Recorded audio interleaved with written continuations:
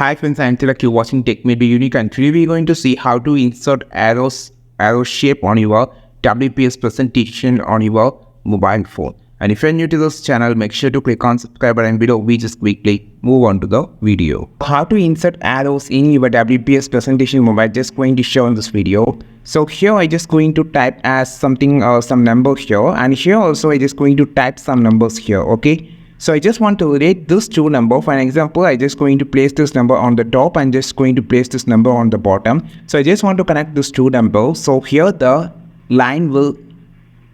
arrows will play an important role. So click on this icon option first, and you can see there is an insert option. Click on the shapes option, click on the three dots. Now you can find the arrow option, which you can just curve it like this, and you can just make this number to connect like this. Otherwise you have a lot of arrows section here, so like this option, so you can just expand it like this, or you can just move and replace wherever you just needed. If you just needed this arrow option, you can just use it.